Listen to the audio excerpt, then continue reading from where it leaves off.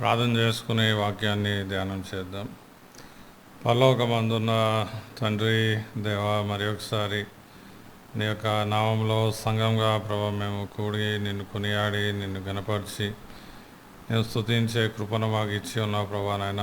నీ అందు ఆనందించే కృపను, నీ అందు నిరీక్షణ ఉంచే కృపను ప్రభా నాయన, నీ అందు సంపూర్ణ ధైర్యము ప్రభా నాయన, సమాధానము శాంతి కలిగి ప్రభా నాయన జీవించే కృపలోకి ప్రభా నీ కుమార్ ద్వారా మమ్మల్ని నడిపించున్నావు.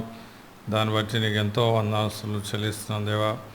అట్టి గొప్ప రక్షణను ప్రభా నాయన మేము గ్రహించే ప్రయత్నం చేస్తుండగా మరి ఒకసారి నీ యొక్క ఆత్మ ద్వారా మాతో మాట్లాడండి. నీ యొక్క ఆత్మ సహాయాన్ని మాకు దయచేయండి, మాకు బోధించండి. మా హృదయ నేత్రాలని ప్రభా తెరిచి ఈ సత్యాల యొక్క ప్రకాశంలో ప్రభా నాయన ప్రత్యక్షతలో మేము జీవించే కృపను మాకు అనుగ్రహించి నామాన్ని కనపరచుకోమని ప్రార్థిస్తూ యేసు నామంలో వేడుకున్నాం తండ్రి, ఆమేన్.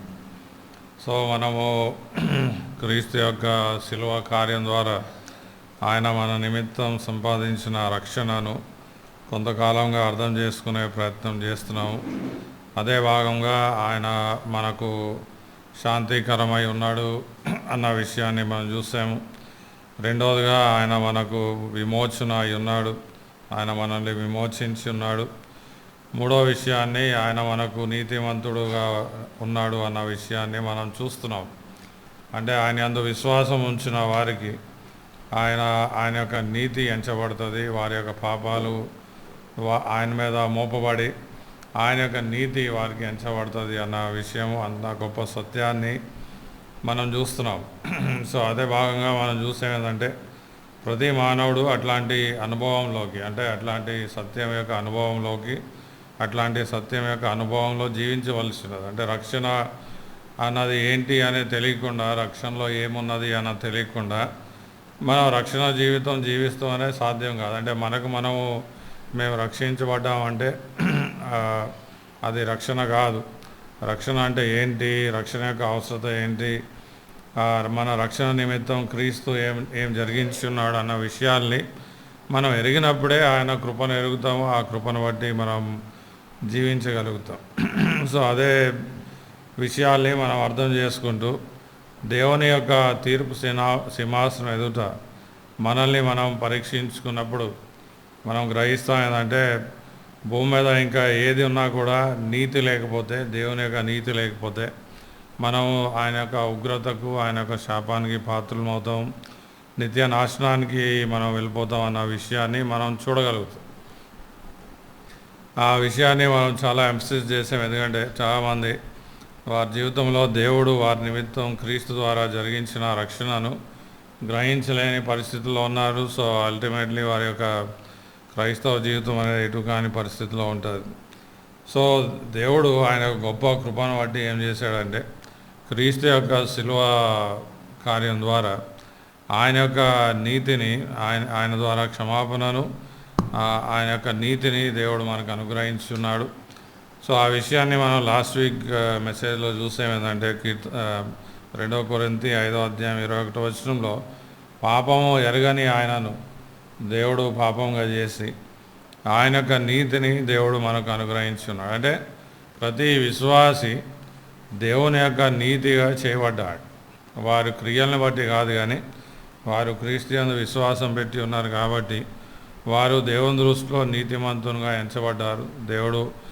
దేవుని నీతిగా వారు ఎంచబడ్డారు అన్న విషయాన్ని మనం చూసాం. కేవలం నీతిమంతులుగా ఎంచబడతాం కాదు, దేవుని నీతిగా, అంటే దేవుని దృష్టిలో దేవుడు సంపూర్ణమైన వాడు, ఆయన ధర్మశాస్త్రం సంపూర్ణమైనది, పరిశుద్ధమైనది, నీతి గలది. సో అట్లాంటి ధర్మశాస్త్రాన్ని ఏ మానవుడు సంపూర్ణంగా నెరవేర్చే ప్రయాస చేయలేడు. మానవునికి అది సాధ్యం కాదు. దేవుడు మొదటి ఆదాముని సంపూర్ణంగా సృష్టించినా కూడా తను పడిపోయి ఉన్న పరిస్థితి మనము చూస్తాం. సో ఆదాము పుట్టిన ప్రతి మానవుడు పాపంలో పుడుతున్నాడు కాబట్టి భూమి మీద ఉన్న ఏ మానవుడు కూడా తనను తాను దేవుని యొక్క నీతిమంతునిగా చేసుకుంటాం సాధ్యం కాదు. సో ఏమీ చేయక, అంటే మనం ఏ క్రియ చేయకుండానే మనం క్రీస్తు యందు విశ్వాసం ద్వారా నీతిమంతులుగా ఎంచబడతాం. ఈ విషయం అనేది చాలా ఈ లోకంలో కానీ ఈవెన్ ఒక విధంగా క్రైస్తవ చరిత్రను మనం చూస్తే ఈ విషయం అనేది చాలా పెద్ద కాన్ఫ్లిక్ట్గా ఉన్నది. అంటే ఏమీ చేయకుండా, ఏమీ మంచి కార్యాలు చేయకుండా ఒకడు దేవునికి అంగీకారయోగ్యంగా నీతిమంతునిగా ఎట్లా చేయబడతాడు? అది ఎట్లా సాధ్యమవుతుంది?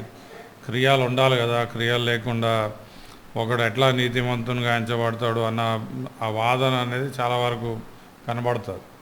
ఇన్ఫ్యాక్ట్ మనం చూస్తే మార్టిన్ లూథర్ ఎప్పుడైతే ఆ రిఫర్మేషన్ని మొదలెట్టాడో మెయిన్గా ఈ విషయం మీదే అది స్టార్ట్ అయింది. ఎందుకంటే రోమన్ క్యాథలిక్స్ ఏమంటారంటే ఒక వ్యక్తి దేవుని దృష్టిలో నీతిమంతునిగా చేయబడాలంటే కేవలం క్రీస్తు యందు విశ్వాసం పెడితేనే కాదు, కానీ వారి జీవితంలో క్రియలు కనపడాలి. సో క్రీస్తు యందు విశ్వాసం అనేది ఉండాలి, కానీ వారి జీవితంలో క్రియలు కూడా కనపడాలి. క్రియలు కనపడితేనే విశ్వాసం, ఇంకా క్రియలు కనపడితేనే ఆ వ్యక్తి నీతిమంతునిగా ఎంచబడతాడు. కానీ క్రియలు లేకుండా ఒక వ్యక్తిని కేవలం విశ్వాసం ద్వారా నీతిమంతునిగా దేవుడు ఎంచడం అనేది అది జరగదు, అట్లా వాక్యంలో లేదు అన్నట్టు వాళ్ళు రోమన్ క్యాథలిక్ చర్చ్ చాలా వరకు వాదన చేస్తూ వారి యొక్క అభిప్రాయం ఏంటంటే ఒక వ్యక్తి దేవుని దృష్టిలో నీతిమంతునిగా ఎంచబడాలంటే వారు క్రీస్తు యందు విశ్వాసం పెట్టాలి, దాంతోపాటు క్రియలు కూడా కనపడాలి. సో క్రియలు లేకుండా వారు నీతిమంతులుగా ఎంచబడతాం అనేది సాధ్యం కాదు అన్న విషయం అనేది వారు వాదన చేసేవారు. సో మార్టిన్ లూథరు అట్లాంటి ఆలోచనకి విరోధంగా సువార్త యొక్క స్పష్టతను చూపించే నిమిత్తం ఆయన రిఫర్మేషన్ని మొదలెట్టాడు. సో దానిలో ముఖ్యంగా ఏంటంటే ఒక వ్యక్తి కేవలం క్రీస్తు యందు విశ్వాసం ద్వారా నీతిమంతునిగా ఎంచబడతాడు.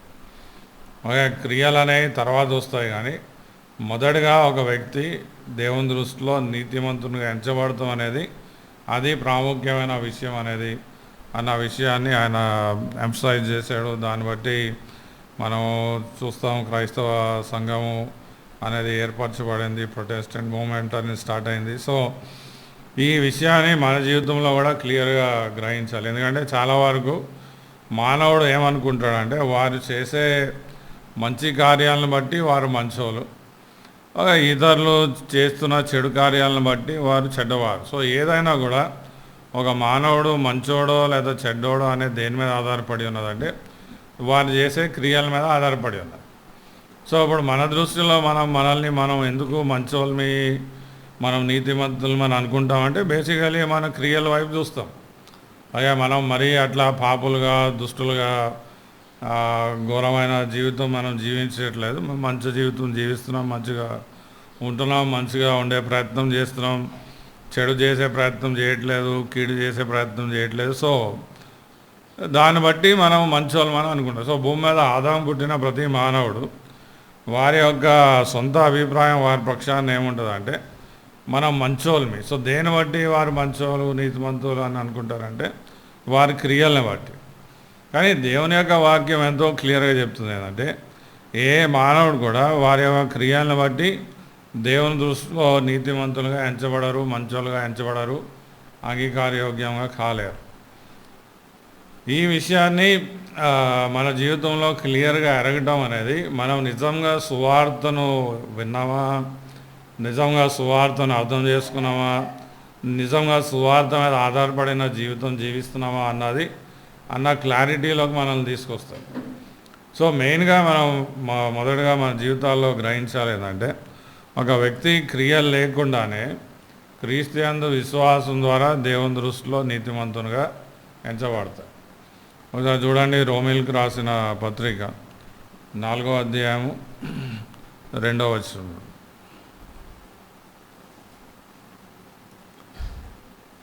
అబ్రహాము క్రియల మూలముగా నీతిమంతుడని తీర్చబడిన ఎడల అతనికి అతిశయ కారణము కలుగును గాని అది దేవుని ఎదుట కలుగదు. లేఖనం ఏమి చెప్పుచున్నది? అబ్రహాము దేవుని నమ్మెను, అది అతనికి నీతిగా ఎంచబడెను. పని చేయువానికి జీతము రుణమే కాని ఓకే, పని చేయని వానికి జీతము రుణమే కానీ చేయువానికి జీతము రుణమే కాని దానముగా ఎంచబడదు.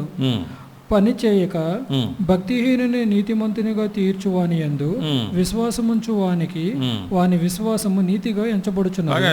So beautiful. సో పౌలు అదే మాట అంటున్నాడు, మార్టిన్ లూథర్ కూడా అదే మాట అన్నాడు. ఎందుకంటే ఆ కాలంలో పౌలు సమయంలో అదే ఆర్గ్యుమెంట్ ఉన్నది. అంటే ఒకడు క్రియలు చేయకుండా, మంచి క్రియలు చేయకుండా, నీతి క్రియలు చేయకుండా వాడు ఎట్లా నీతివంతునిగా ఎంచబడతాడు?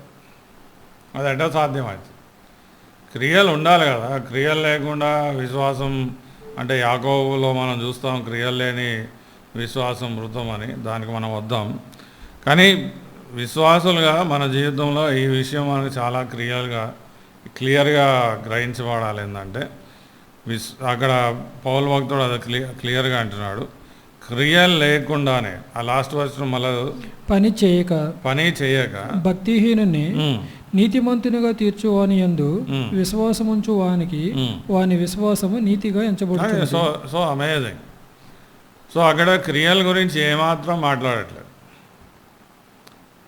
ఓకే, సో భక్తిహీనులను నీతిమంతునిగా ఎంచే ఆ దేవుడు, ఆయన యందు విశ్వాసం ఉంచిన వారిని వారి విశ్వాసాన్ని బట్టి దేవుడు వారిని నీతివంతులుగా ఎంచేస్తున్నాడు. అంటే ఇంకా వారేం క్రియలు చేయలేదు అక్కడ. అంటే మనం అనాలి, అదండి నీతివంతులుగా అట్లా ఏం చేశాడు, కొంచెం ఫ్రూట్స్ కనపడాలి కదా, లేకపోతే వాళ్ళు మార్పు కనపడాలి కదా, మార్పు ఉండాలి కదా అంటే లేదు. ఫస్ట్ అనేది ఏంటి? ఒక వ్యక్తి క్రీస్తు యందు విశ్వాసం పెట్టాడు. ఆ విశ్వాసాన్ని బట్టి ఆ వ్యక్తి ఆ దేవుని దృష్టిలో ఆ వ్యక్తి నీతివంతునిగా ఎంచబడ్డాడు. క్రియలు అనేది దాని తర్వాత వస్తాయి, ముందుగా అది రావు, ముందుగా విశ్వాసం వస్తుంది. సో ఏమవుతుందంటే చాలామంది జీవితంలో ఈ విశ్వాసం అన్న విషయం వారికి తెలియదు. కాబట్టి విశ్వాసం అన్న క్రీస్తు యందు విశ్వాసం అంటే ఏంటి, దానిలో ఏముంటుంది, ఆ విశ్వాసం యొక్క సబ్స్టెన్స్ ఏంటి అన్నది వారి జీవితంలో ఎరగక వారు ఎప్పుడు కూడా క్రియలు అంటే ఇతరులు చూస్తారు, వారి క్రియలు మంచిగా లేవంటారు. సో ఇక ఆబ్వియస్లీ క్రియలు మంచిగా లేవు కాబట్టి ఆబ్వియస్లీ వాళ్ళు క్రైస్తవులు కావాలంటారు. వారి గురించి వారి అభిప్రాయం ఉండదంటే మనం మంచి క్రియలు చేస్తున్నాం కాబట్టి ఆబ్వియస్లీ మనం క్రైస్తవులు. కానీ క్రియల్ని బట్టి నీ క్రైస్తవత్వాన్ని నువ్వు ఎంచుతున్నావు అంటే నీవు నిజంగా నీతివంతునిగా ఎంచబడలేదు. అది చాలా ఇంపార్టెంట్.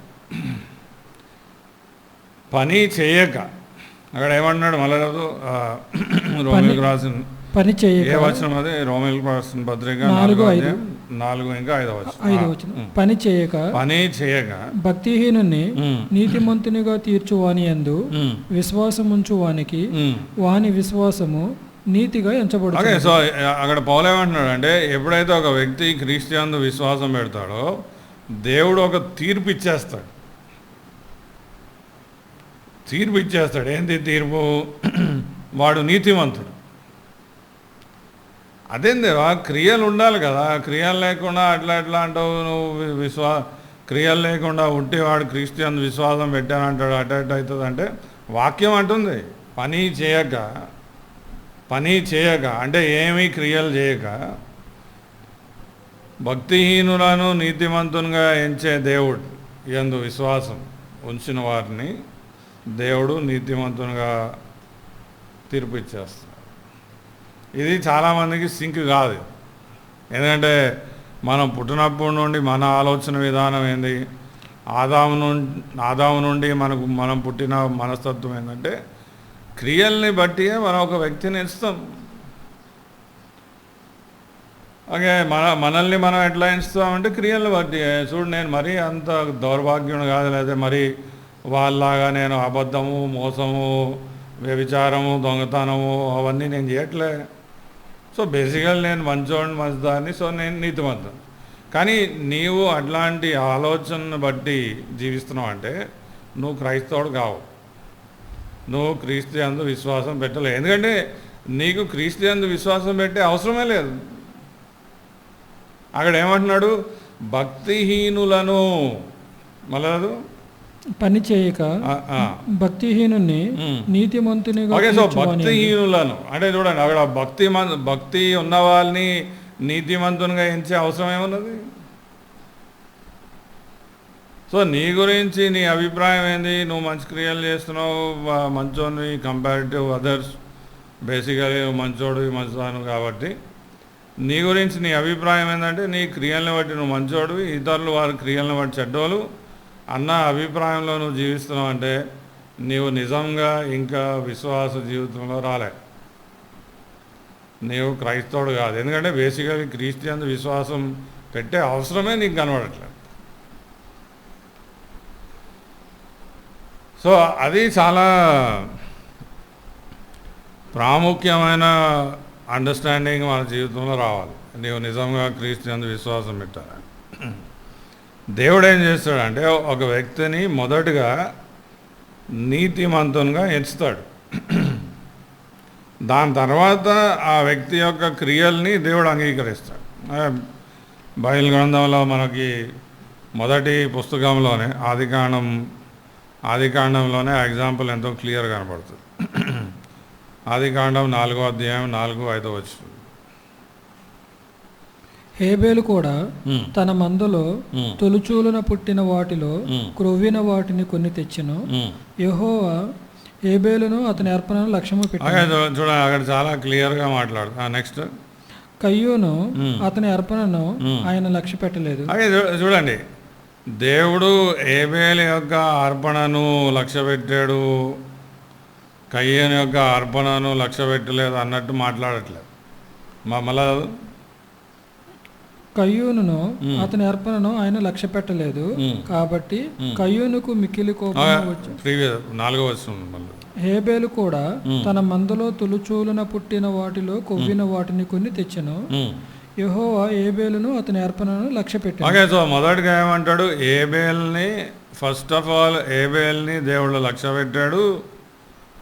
దాని తర్వాత హేబేలు యొక్క క్రియను దేవుడు లక్ష్య పెట్టాడు.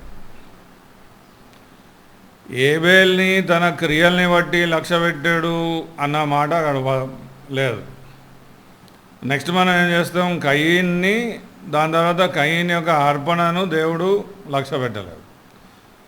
ఆ డిఫరెన్సియేషన్ ఎందుకు చూపిస్తున్నాడు? ఎందుకంటే భూమి మీద మనం ఎట్లా జీవిస్తాము, మనల్ని మనం ఎట్లా ఎంచుతాము? మన క్రియల్ని బట్టి ఎంచుతాం. నేను మంచోడిని, మంచిదాన్ని, వాళ్ళు మంచోళ్ళు కాదు, వాళ్ళు చెడ్డోళ్ళు అన్న ఆ డివిజన్ అనేది దేన్ని బట్టి మనం చేస్తాము? క్రియలను బట్టి. మనల్ని ఇతరులతో మనం ఎట్లా పోల్చుకుంటాం? క్రియల్ని బట్టి. వాళ్ళు ఇట్లాంటి వాళ్ళు, నేను ఇట్లాంటి వాళ్ళని, వాళ్ళు ఇట్లా చేస్తారు, నేను ఇట్లా చేస్తాను. సో క్రియల్ని బట్టి బేసికలీ మనం కంక్లూడ్ చేస్తాం. కానీ దేవుడు అట్లా చేయట్లేదు.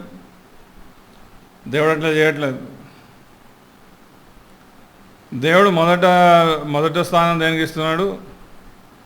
ఆయన యందు విశ్వాసం ఉంచిన వారిని ఆయన మొదటగా లక్ష్య పెడతాడు. నెక్స్ట్ వారి క్రియలు వస్తాయి. కానీ ఫస్ట్ ఆయన హేబేల్ని లక్ష్య పెట్టాడు, కయీన్ని లక్ష్య పెట్టాడు.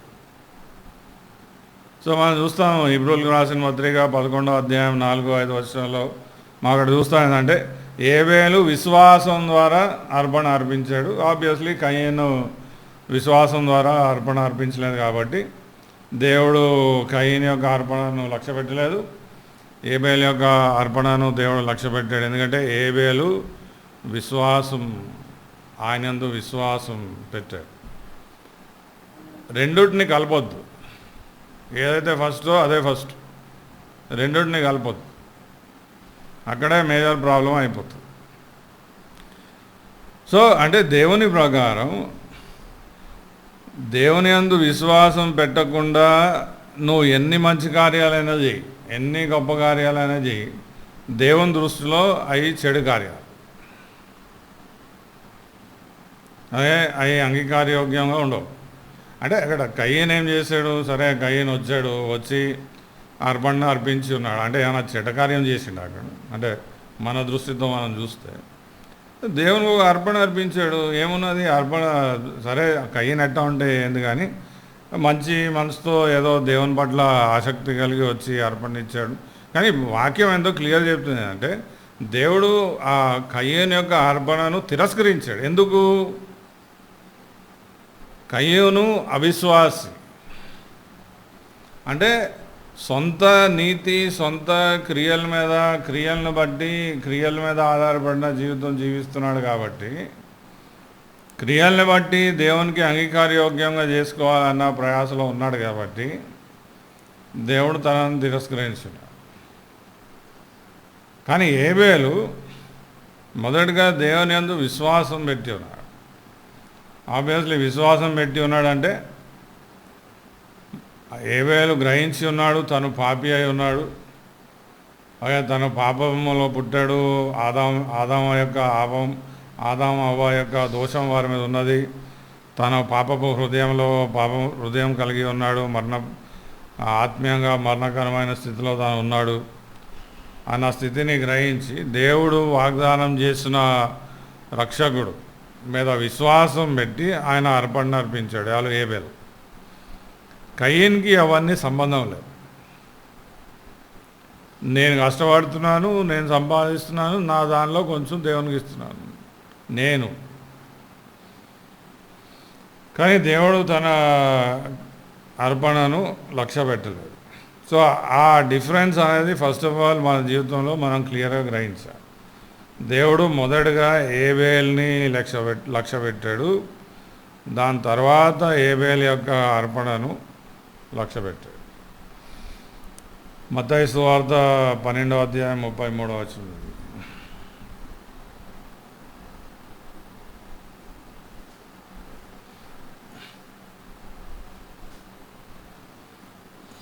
చెట్టు మంచిదని ఎంచి దాని పండును మంచిదే అని ఎంచుడి. ఓకే, సో చూడండి, ఫస్ట్ చెట్టు మంచిదని ఎంచి, ఓకే, సో ఫస్ట్ చెట్టు మంచిగా అవ్వాలి. ఓకే, ఫస్ట్ చెట్టు మంచిగా చేయబడాలి. దాని తర్వాత దాని ఫలాల్ని మనము పట్టించుకుంటాం. చెట్టే బాగలేకపోతే ఇంకా అది ఎన్ని ఫలాలు పండించినా దాని ఫలితం ఏంటి? అది చెట్టుదే. ఓకే, చెట్టు బాగలేకుండా దాని ఫలాలు మంచిగా ఉండడం అనేది ఎట్లా సాధ్యమవుతుంది? సో భూమి మీద పుట్టిన ప్రతి మానవుడు ఆదాం పాపంలో పుడుతున్నాడు, పాపంలో జీవిస్తున్నాడు, నీళ్ళ వల్లే పాపాన్ని తాగుతున్నాడు. అలాగే వారి హృదయ ఆలోచనలు యావత్తు పాపంతో నిండి ఉన్నాయి. అట్లాంటి పాపపు స్థితిలో ఉన్నవారు మంచి క్రియలు, నీతి క్రియలు చేసినా కూడా అవి చెడు క్రియలే. కానీ మనిషి అట్ట అనుకోడు, కానీ అది సత్యం.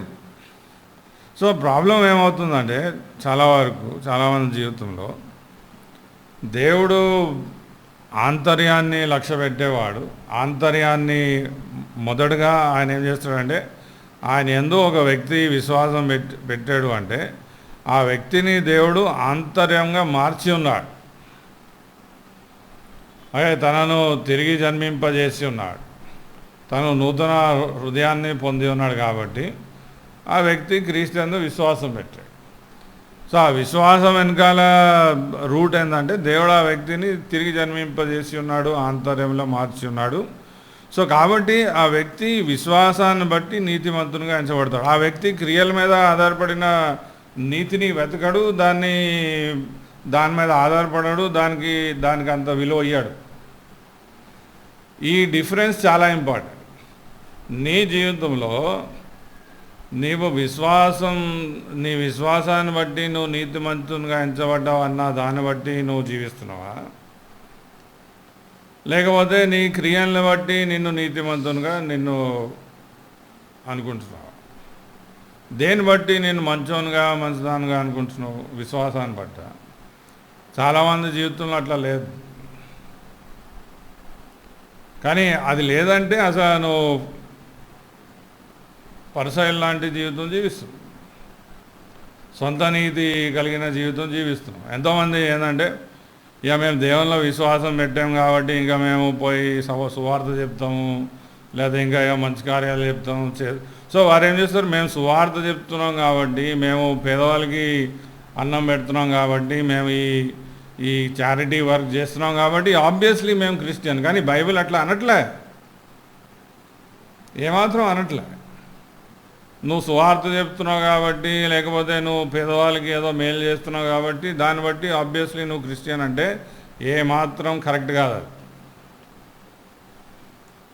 మనం చూస్తాం మత్తయి సువార్త 7వ అధ్యాయం 21వ వచనంలో కొంతమంది వచ్చి, ప్రభువా నీ నామంలో మేము దయ్యాల్ని వెలగొట్టాము, నీ నామంలో మేము ఇది చేసాము అది చేసామంటే ఆయన ఏమంటాడు, అసలు మీరు ఎవరో నేను ఎరగను. అదేంటి, క్రియలు చేశారు కదా వాళ్ళు. దేవుడు కయీన్ క్రియల్ని తిరస్కరించాడు. ఎందుకు? కయీన్ బట్టి. క్రియల ద్వారా దేవునికి అంగీకారయోగ్యంగా ఉన్నాము అనుకునేవారు కయీన్ సంతానం. అది మనం గ్రహించాలి. మ్యాక్సిమం మంది అట్లానే ఉన్నారు. నేను చూసాను చాలామంది ఈ హెబ్రోన్ బ్యాక్గ్రౌండ్ నుంచి వచ్చేవాళ్ళు అదే, క్రియలు లేని విశ్వాసం ఏడున్నది, క్రియలు లేని విశ్వాసం, క్రియలు ఎక్కడ అంటారు. కానీ క్రియలు కాదు కదా మనం మెయిన్గా ఎంఫసైజ్ చేయవలసింది, విశ్వాసం ఎంఫసైజ్ చేయవలసింది. మొదటి సమూయేలు 16వ అధ్యాయం 7వ వచనం.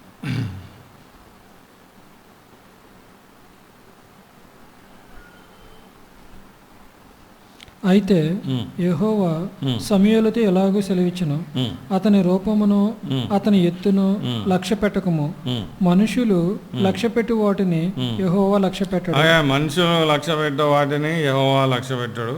నేను అతన్ని త్రోసివేసి ఉన్నాను, మనుషులు పై రూపమును లక్ష్య పెట్టుదురు గాని యెహోవా హృదయమును లక్ష్య పెట్టును.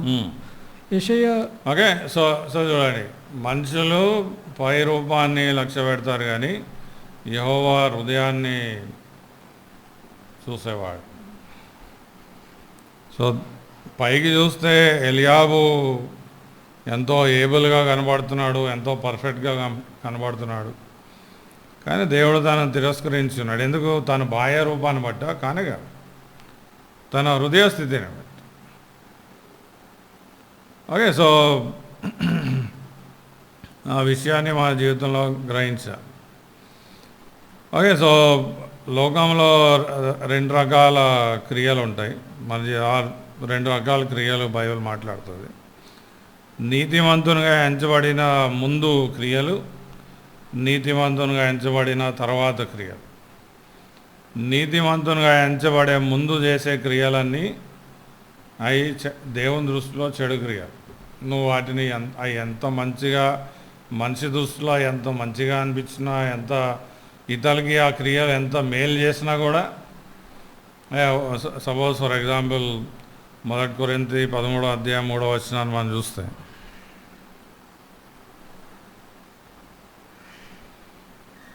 మొదటి కొరింథీ 13వ అధ్యాయం 3వ వచనం.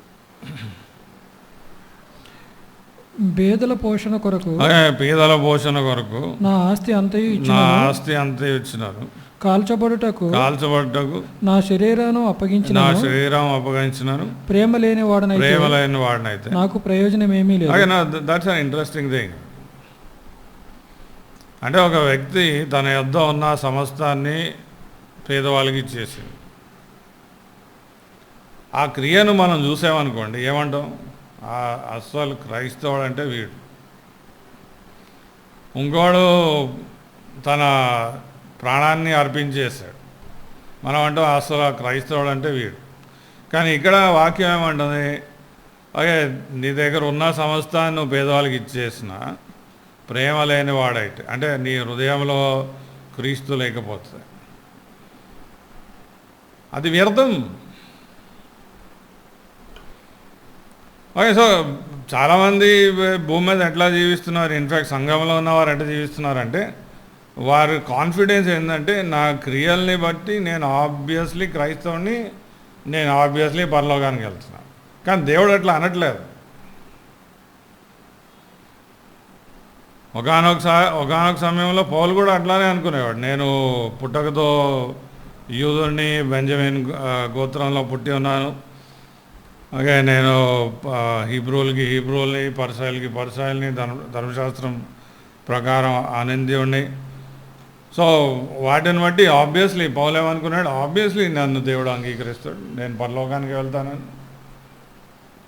కానీ ఎప్పుడైతే తన హృదయ నేత్రాలు తెరవబడినాయో ధర్మశాస్త్రం యొక్క వెలుగులో తను గ్రహించి ఉన్నాడు ఏంటంటే తను పాపంలో చచ్చిన స్థితిలో ఉన్నాడు. అంటే తన యొక్క అంతకుముందు తన ఆంతర్య స్థితి తనకు తెలియదు కాబట్టి తన నీతిని, తన నీతి క్రియల్ని, తన బ్యాక్గ్రౌండ్ని బేసిస్ చేసుకుని తనను తాను నీతిమంతునిగా అనుకునేవాడు. కానీ ఎప్పుడైతే పరిశుద్ధాత్మ దేవుడు ఆ ధర్మశాస్త్రం యొక్క వెలుగులో తన హృదయాన్ని తనకు చూపించి ఉన్నాడో తన ఆత్మీయంగా చచ్చిన స్థితిని తను చూసి ఉన్నాడు, బానిస స్థితిని తను చూసి ఉన్నాడు. అందుకే అంటాడు చూడండి, యెషయా గ్రంథం 64వ అధ్యాయం 6వ వచనం.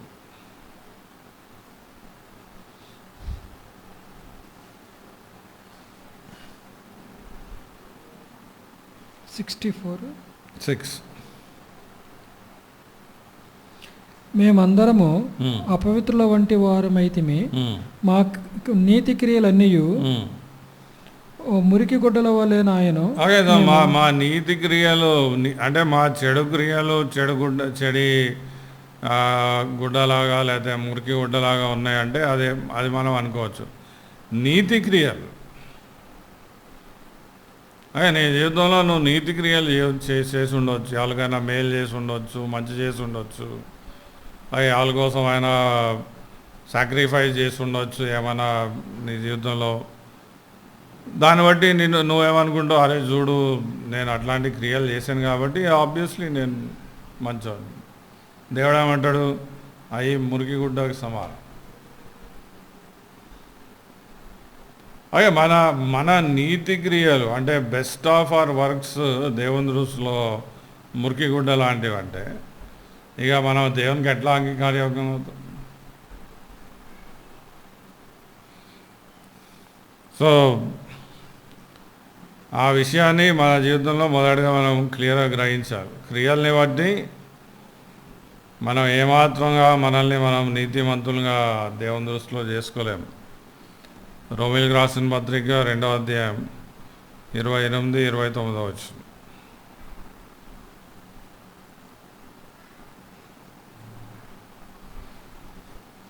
బాహ్యమునకు యూదుడైన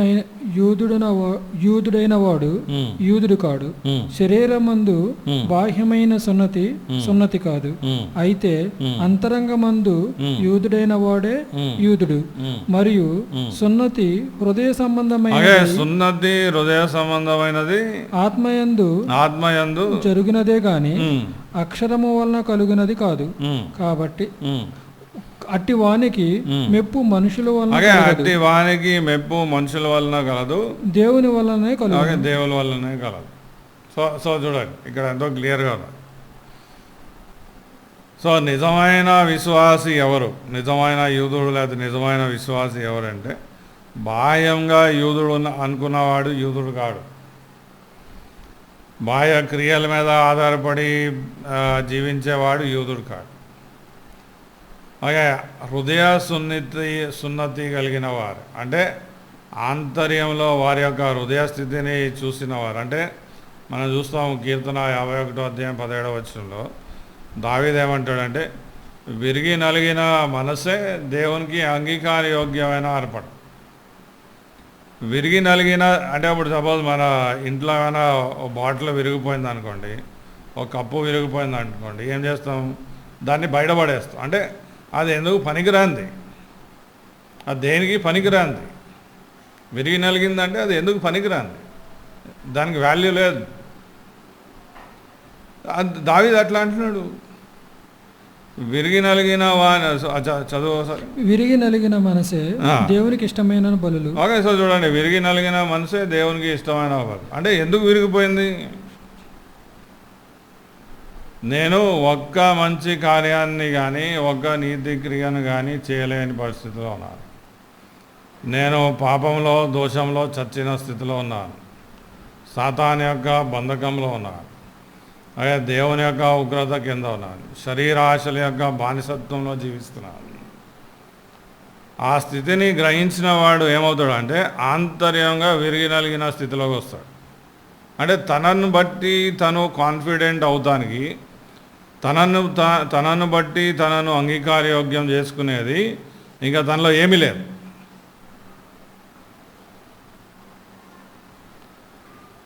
సో ఆ ఆంతర్యం యందు సున్నతి అంటే విరిగి నలిగిన మనసే దేవునికి ఇష్టమైన బలి. సో చాలామంది ఇట్లా వారి యొక్క ఆంతర్య స్థితిని గ్రహించకుండా ఉన్నారు కాబట్టి వాళ్ళు ఇంకా క్రియల మీదే దృష్టి పెట్టుకుని ఉంటారు. నువ్వు క్రైస్తవుడు అన్నది, నువ్వు క్రైస్తవుడు అని ప్రూఫ్ ఏంది అంటే క్రియలు. నేను వాళ్ళలాగా లేను, వీళ్ళలాగా లేను, అట్ట జీవించట్లేదు, ఇట్ట జీవించట్లేదు, మంచోన్ని స్వార్థ చెప్తున్నాను, పేదలకు ఇది చేస్తున్నాను, మంచి చేస్తున్నాను, వాళ్ళకి ఇది చేస్తున్నాను అంటే అంతా నువ్వేం చేస్తున్నావు, నువ్వేం చేయట్లేదు, దాన్ని బట్టేనా నువ్వు అసలు క్రైస్తవుడు కావు. ఎందుకంటే నీకు క్రీస్తు యొక్క అవసరతే లేదు.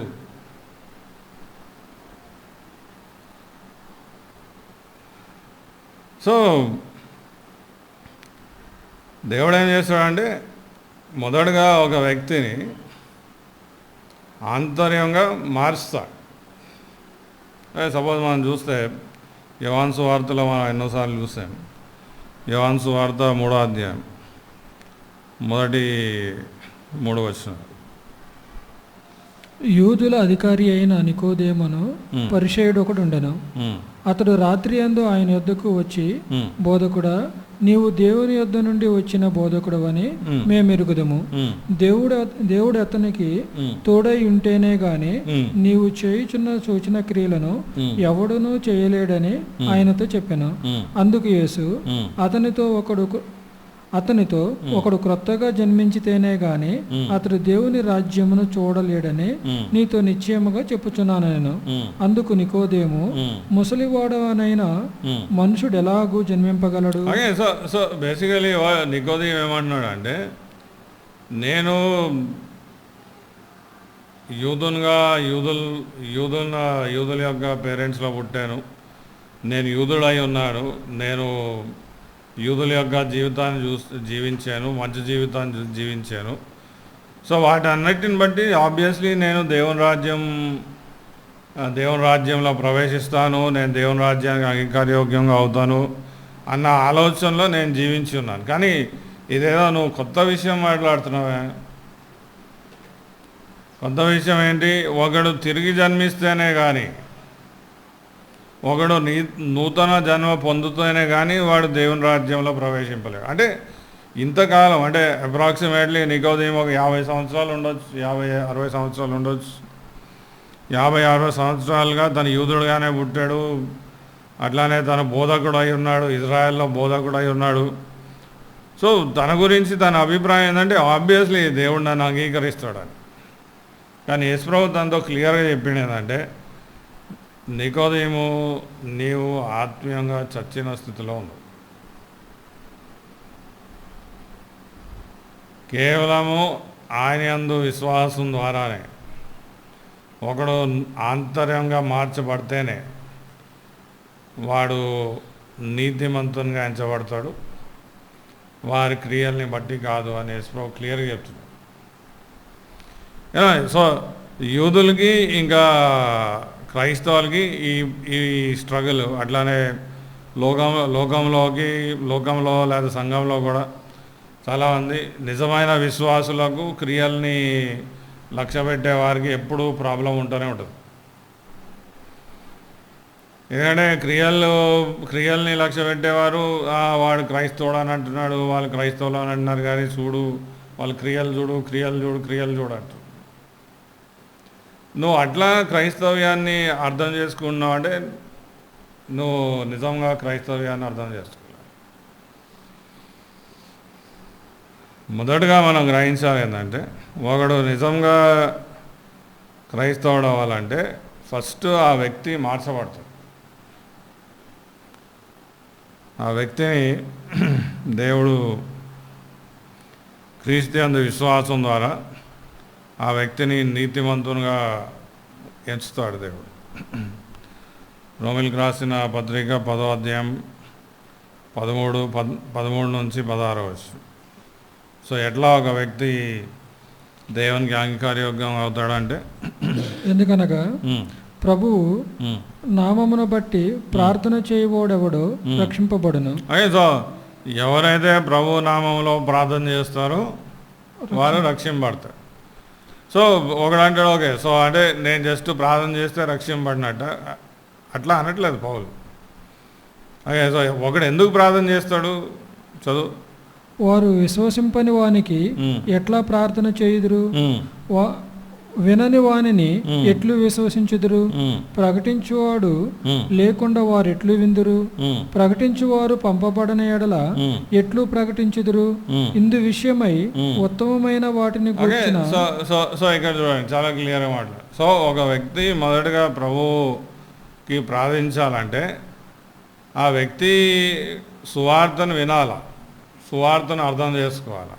అసలు సువార్త అంటే ఏంటి? మనం ఇందాక చూసేదంటే భక్తిహీనులను నీతిమంతునిగా తీర్చే దేవుడు. ఎట్లా క్రీస్తు మీద వారి యొక్క పాపాన్ని మోసి ఆయన యొక్క నీతిని వారికి అనుగ్రహించి దేవుడు వారిని నీతిమంతునిగా చేస్తాడు. అంటే సో మొదటిగా ఏమవుతుందంటే ఒక వ్యక్తి సువార్తను వింటాడు.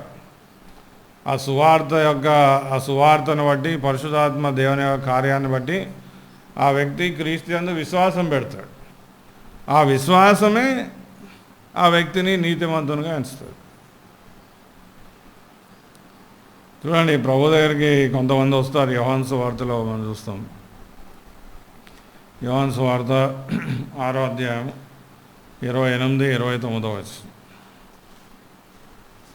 వారు మేము దేవుని క్రియలు జరిగించుటకు ఏమి చేయవలనని ఆయనను అడుగగా, అలాగే సార్ మేము దేవుని క్రియలు జరిగించుటకు మేమేం చేయాలి అంటే ఏమంటాడు ప్రభు? యేసు ఆయన పంపిన వాని యందు మీరు విశ్వాసం ఉంచుటయే దేవుని క్రియ అని వారితో చెప్పారు. That's an amazing thing.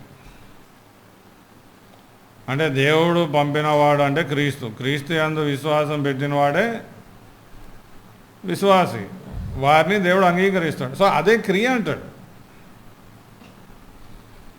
మనం అంటే లే విశ్వాసం అనేది కాదు, క్రియలు కనపడాలి. కానీ మనం ఎంఫసైజ్ చేసేది ఏంటంటే ఫస్ట్ క్రియలు కాదు, ఫస్ట్ విశ్వాసం. దేవుడు ఆ వ్యక్తిని మారుస్తాడు. ఇబ్రూలకు రాసిన పత్రిక 11వ అధ్యాయం 6వ వచనం.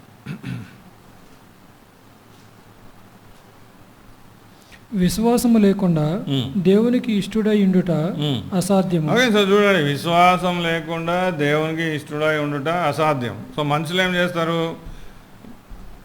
దేవుని పక్కకు పెట్టేసి మేము మంచి కార్యాలు చేస్తున్నాము, నీతి క్రియలు చేస్తున్నాము, మేము మంచి చేస్తున్నాము, మేము ఇది చేస్తున్నాము, అది చేస్తున్నాం కాబట్టి ఆబ్వియస్లీ మేము దేవునికి అంగీకారయోగ్యంగా అవుతామని మనిషి అనుకుంటాడు. దేవుడు అంటాడు లేదు, అట్లా కాదు. ఫస్టే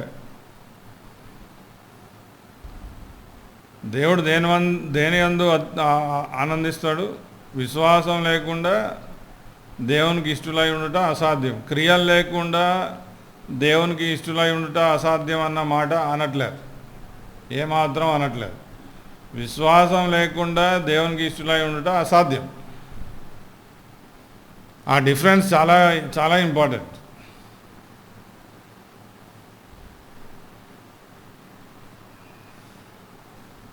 సో ఎప్పుడైతే ఒక వ్యక్తి సువార్తను విని క్రీస్తు యందు విశ్వాసం పెడతాడో ఆబ్వియస్లీ పరిశుద్ధాత్మ దేవుడు అట్లాంటి ఆ వ్యక్తి యొక్క ఆంతర్యాన్ని మార్చి ఉన్నాడు కాబట్టి ఆ వ్యక్తి క్రియలు లేకుండానే విశ్వాసిగా ఎంచబడుతున్నాడు. ఒక బ్యూటిఫుల్ ఎగ్జాంపుల్ మనం చూసాం చాలాసార్లు. లూకా సువార్త 19వ అధ్యాయం 2వ వచనం నుండి.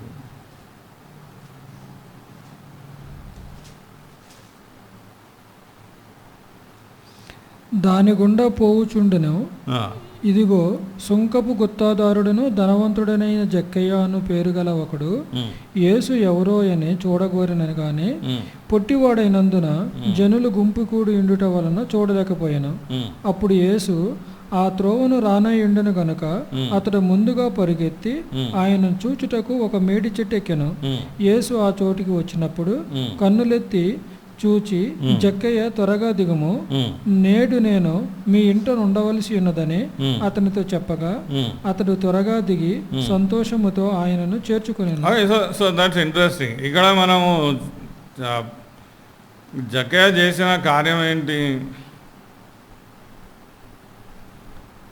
దేని బట్టి యేసు ప్రభు తన ఇంటికి నీ ఇంటికి నేను ఈ దినాన్ని వస్తున్నాను అన్న మాట అంటున్నాడు. ఆయన తన ఇంటికి వస్తున్నాడు అంటే జక్కయ్య దాన్ని బట్టి అంతగా ఎందుకు ఆనందిస్తున్నాడు? జక్కయ్య ప్రభు అనలేదు, సరే జక్కయ్య నేను నీ ఇంటికి రావాలంటే నువ్వు ఇట్ట చేయాలి, అలాగే నువ్వు ఎవరి నుండి అయితే నువ్వు పైసలు జబర్దస్తి తీసుకున్నావో లేకపోతే ఫోర్స్ఫుల్గా తీసుకున్నావో వాళ్ళందరికీ 4 అంతుల నువ్వు డబ్బు ఫస్ట్ రిటర్న్, దాని తర్వాత నీ దగ్గర ఉన్న ఆస్తిని పేదవాళ్ళకి ఇయ్యి, నువ్వు అట్లా చేస్తే నేను అప్పుడు మీ ఇంటికి వస్తాను అని అనలే ప్రభు, అనలేదు అట్లా.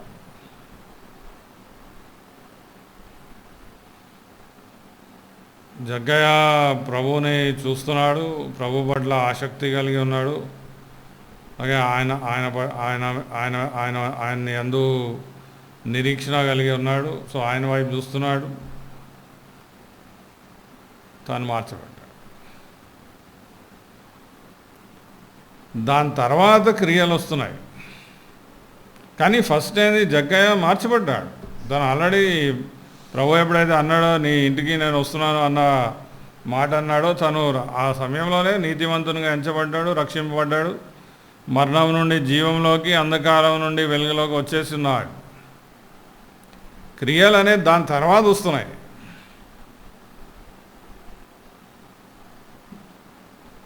సో అది మన జీవితంలో మనం గ్రహించాలి.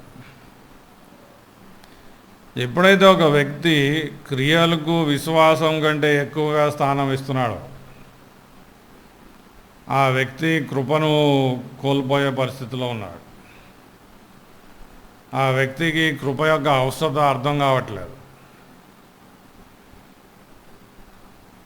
అది చాలా ఇంపార్టెంట్. గల్తీలు రాసిన పత్రిక 5వ అధ్యాయం 4వ వచనం. మీలో ధర్మశాస్త్రము వలన నీతిమంతులని తీర్చబడేవారు ఎవరో వారు క్రీస్తులో నుండి బొత్తిగా వేరు చేయబడి ఉన్నారు.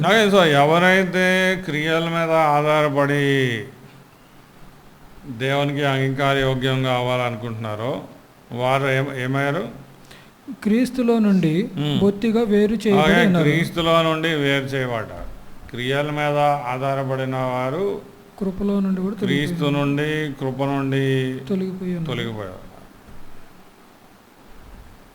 అది చాలా ఇంపార్టెంట్ డిఫరెన్స్ అది. సో ఏమవుతుందంటే ఈ చాలామంది జీవితంలో ఎట్లా ఉన్నదంటే మనకి క్రీస్తుతో సంబంధం ఉందా లేదా, ఆయనతో వ్యక్తిగతమైన సంబంధం ఉందా లేదా, ఆయనతో మనం వ్యక్తిగతంగా సమయం గడుపుతున్నామా లేదా, ఆయన్ని ఎరుగుతున్నామా లేదా, ఆయన యందు ఆనందిస్తున్నామా లేదా, ఆయనతో సహవాసంలో ఉన్నామా లేదా, ఆయన సహవాసాన్ని ఆశిస్తున్నామో లేదా, అవన్నీ ఏం లేవు అసలు. ఆయన ఉన్నా ఒకటే లేదా ఒకటే. ఏంటంటే ఆయన ఉంటే ఏంది లేకపోతే ఏంది, మా క్రియలు ఉన్నాయి, సో దాన్ని బట్టి మేము క్రైస్తవులమే అట్లా జీవిస్తున్నారు. వాక్యం అంటే ఇంట్రెస్ట్ లేదు, ప్రార్థన అంటే ఇంట్రెస్ట్ లేదు, సహవాసం అంటే ఇంట్రెస్ట్ లేదు, దేవుడు అంటే ఆనందం లేదు, దేవుడు అంటే నిరీక్షణ లేదు, సంతోషం లేదు. కానీ వారు మంచి క్రియలు చేస్తున్నారు కాబట్టి దాన్ని బట్టి వాళ్ళు మేము ఆబ్వియస్లీ క్రైస్తవం అనుకుంటున్నారు. అది క్రైస్తవ్యం కానే కాదు.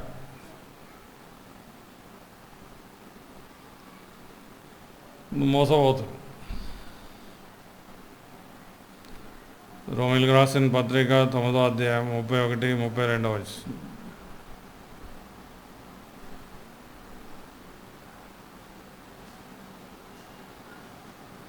అయితే ఇజ్రాయేలు నీతి కారణమైన నియమమును వెంటాడినను ఆ నియమమును అందుకొనలేదు. వారెందుకు అందుకొనలేదు? వారు విశ్వాస మూలముగా కాక క్రియల మూలముగానైనట్లు దానిని వెంటాడిరి. ఇదిగో సో చూడండి, ఇజ్రాయేలీలు ఏదో తప్పుడు జీవితం, ఘోరమైన జీవితం, అన్యజనులాగా దేవుని పట్టించుకోకుండా జీవించట్లేదు వాళ్ళు. బేసికలీ ఎట్లా అయినా దేవుని ధర్మశాస్త్రం ప్రకారం జీవించాలా, దేవుని ధర్మశాస్త్రానికి విలువ ఇవ్వాలి, దేవుని ధర్మశాస్త్రం అర్థం చేసుకోవాలంటే సో వారి జీవితం కైండ్ ఆఫ్ దేవుని చుట్టూరు, దేవుని ధర్మశాస్త్రం చుట్టూరే తిరిగేది కైండ్ ఆఫ్. కానీ వారు ఏం చేస్తున్నారంటే వారి యొక్క క్రియలను బట్టి, ఆచారాలను బట్టి, భక్తిని బట్టి మేము దేవునికి అంగీకారయోగ్యంగా మనల్ని మనం దేవునికి అంగీకారయోగ్యంగా చేసుకోగలుగుతాము అన్న ఆలోచనలో వారు జీవించేవారు.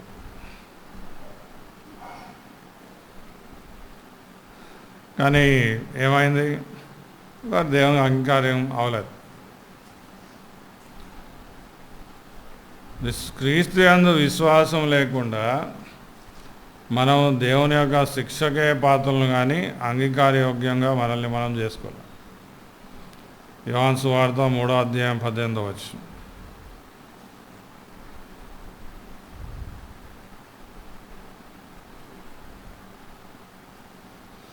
ఆయన యందు విశ్వాసముంచువానికి తీర్పు తీర్చబడదు. విశ్వాసముంచని వాడు, ఆయన యందు విశ్వాసం ఉంచని వాడు దేవుని అద్వితీయ కుమారుని నామమందు విశ్వాసం ఉంచలేదు గనుక వానికి అంతకు మునిపే తీర్పు తీర్చబడదు. సో అట్లాంటి వారు దేవుని యొక్క శిక్ష కింద, దేవుని యొక్క తీర్పు కింద ఉన్నారు. విశ్వాసం అక్కడ క్రియల గురించి మాట్లాడట్లే. అది చాలా ఇంపార్టెంట్. ఎందుకంటే ఎప్పుడైతే ఒక వ్యక్తి క్రియల్ని హెచ్చిస్తున్నాడో వాడు ఆ వ్యక్తి క్రీస్తుని హెచ్చించాడు. అంటే వాళ్ళకి అసలు క్రీస్తు యొక్క ఇంపార్టెన్స్, ఆయన ఏమై ఉన్నాడో, ఆయన ఎవరు, ఆయన ఏం చేసి ఉన్నాడో అవన్నీ అంత ఇంపార్టెంట్ అనిపించవు. ఎందుకంటే మేము చేసేస్తున్నాం మంచి కార్యాలు, ఇంకా ఆయనతో ఏం సంబంధం అని, ఆయన అవసరం ఏముంది. ఎప్పుడో అమావాస్య పూర్ణానికి ఓసారి నేను పడిపోతే అప్పుడు దేవా నన్ను క్షమించు, తప్పు అయిపోయిందని అప్పుడు ఎప్పుడో ఆయన గుర్తొస్తాడు. కానీ ఎవ్రీడే లైఫ్లో ఆయన సంబంధం ఏంది? నేను మంచోని. సో అదే ప్రాబ్లం. లూకా సువార్త 10:25.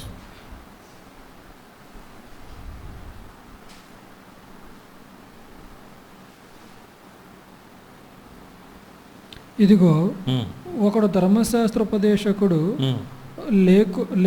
లేచి బోధకుడా, నిత్య జీవమునకు వారసుడగుటకు నేనేమి చేయవలనని ఆయనను శోధించుచు అడిగాను. సో నేనేం చేయాలి, నేనేం చేస్తున్నాను అన్నదే ఆ క్వశ్చన్ వస్తుంది. కానీ దేవుడు ఏం చేశాడు, దేవుడు ఏం నా కోసం నన్ను రక్షించు నిమిత్తం ఏం చేసి ఉన్నాడు అన్న దానిలో వారికి ఏమాత్రం ఇంట్రెస్ట్ అనిపించదు. అంటే ఇప్పుడు సపోజ్ అందరూ తెలుసు, యోహాను సువార్త 3:16 ఏమంటాడు? దేవుడు లోకాన్ని ఎంతగానో ప్రేమించి ఉన్నాడు కాబట్టి తన ఏకైక కుమారుని ఆయన పంపించి ఉన్నాడు. ఆయన యందు విశ్వాసం ద్వారా మనము నశింపగా నిత్య జీవం పొందాలని దేవుడు తన ఏకైక కుమారుని పంపించి ఉన్నాడు. కానీ మనం ఏమంటాం? అంత అవసరం ఏమొచ్చింది? అంటే దేవుడు, ఆయన యొక్క కుమారుడు, ఆయన ఎవరు? ఆయన కూడా దేవుడే. అంటే దాని యొక్క గంభీరత్వం, దాని యొక్క లోతు, దాని యొక్క ఎత్తు, అంటే అక్కడ ఆ వచనం ఏదైతే మాట్లాడుతుందో దాని యొక్క గంభీరత్వాన్ని ఎప్పుడు అర్థం చేసుకోలేదు. దాని యొక్క లోతుని మనం ఎప్పుడు అర్థం చేసుకోలేదు. దానిలో ఉన్న గ్రేట్నెస్ని మనం ఎప్పుడు అర్థం చేసుకోలేదు. ఎందుకు అర్థం చేసుకోలేదంటే నువ్వు బేసికలీ క్రియల మీద ఆధారపడి జీవిస్తున్నావు కాబట్టి. అంటే దేవుడు తన ఏకైక కుమారుడిని పంపించే అవసరం ఏమొచ్చింది అన్న ప్రశ్న అనేది నీకు ఎప్పుడు రాలే? అంత అవసరం ఏమొచ్చిందంటే నా స్థితి అంత భయంకరమైనది అన్నది నేను ఎప్పుడు చూడలేదు. అలాగే నేను బానిస స్థితి, శాపగ్రస్తమైన స్థితి, నిత్య నాశనమైన స్థితి, అదే అన్నాడు కదా 16 యోహాను 3వ అధ్యాయం 16వ వచనంలో, నశింపగా అంటే నేను నశించిపోతున్నాను. నేను ఉద్యోగం లేకుండా నశించిపోతున్నాను, ఆరోగ్యం లేకుండా నశించిపోతున్నాను, డబ్బు లేకుండా నశించిపోతున్నాను, మనుషుల గురించి నశించిపోతున్నాను అన్నది మనకు తెలుసు. కానీ నా స్థితి ఎట్లా ఉన్నదంటే నాశనకరమైన స్థితి అనేది చాలామందికి గ్రహించలేరు. సో నేను పుట్టకతో నాశనకరమైన స్థితిలో ఉన్నదని గ్రహిస్తే దేవుడు తన ఏకైక కుమారుని పంపించే అవసరం ఏమొచ్చిందని నువ్వు గ్రహిస్తావు. అప్పుడు విశ్వాసం యొక్క అవసరం ఏంటో నువ్వు గ్రహిస్తావు.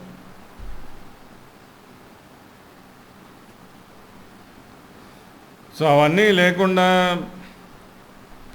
దేవుడు ఎవరో, ఆయన కుమారుడు ఎవరో, దేవుడు ఆయన కుమారుడిని పంపించేది ఎందుకు పంపించాడు, ఆ ప్రశ్నలో నేను ఎప్పుడూ డిస్టర్బ్ చేయలేదు, దాని ఆన్సర్లు వెతికే ప్రయత్నం ఎప్పుడు చేయలేదు. అలాగే ఎందుకు చేయలేదంటే నువ్వు బేసికలీ క్రియల మీద ఆధారపడే జీవితం జీవిస్తున్నావు. క్రియలను బట్టి నీతివంతునిగా ఎంచబడే ప్రయత్నంలో జీవిస్తున్నావు. జాగ్రత్త, నువ్వు నాశనకరమైన మార్గంలో ఉన్నావు. మత్తయి సువార్త 7వ అధ్యాయం 13-14 వచ్చి,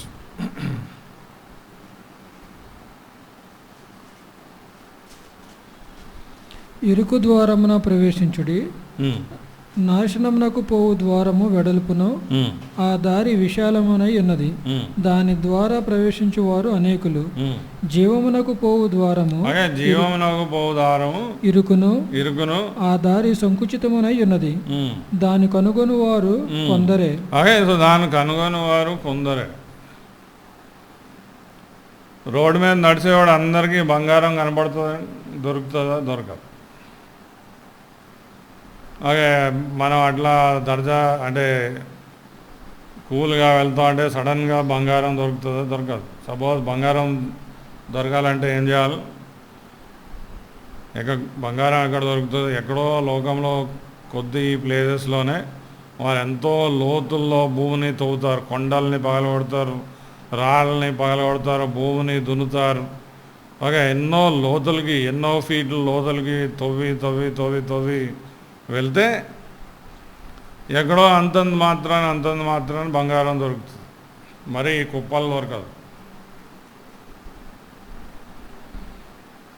ఓకే, సో అక్కడ ఏమంటున్నాడు? ఇరుకు ద్వారాన్ని ప్రవేశింపు పోరాడురి, ఎందుకంటే అది అందరికి దొరకదు, అదంత ఈజీ కాదు. జస్ట్ సింపుల్గా ఏమున్నది, విశ్వాసం పెట్టాం అయిపోయినాం క్రైస్తవులు అంటే అది అంత సింపుల్ కాదు. అది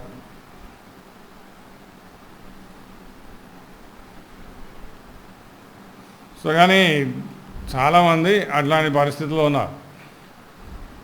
అంటే ఎవరైతే వారిని క్రైస్తవులు అని అనుకుంటారు. మార్టిన్ లూథర్ ఆయన ఎప్పుడైతే ఈ సత్యాన్ని, అంటే క్రీస్తుయందు విశ్వాసం ద్వారా నీతిమంతులుగా ఎంచబడతామన్న సత్యాన్ని ఆయన ఎప్పుడైతే ప్రకటిస్తూ మొదలెట్టారో, చాలామంది Roman Catholic leaders, bishops, arch bishops, పెద్ద సేవకులు ఆయన దగ్గరికి వచ్చి, నువ్వు మా గురించి ఏమనుకుంటున్నావు? మేమైనా తుర్కోలమా, లేకపోతే మేమైనా అన్యజనులమా? మాకు క్రీస్తు ఎవరో, క్రీస్తు ఏం చేశాడో, లేకపోతే దేవుడు ఎవరో మాకు తెలియదు అనుకుంటున్నావా?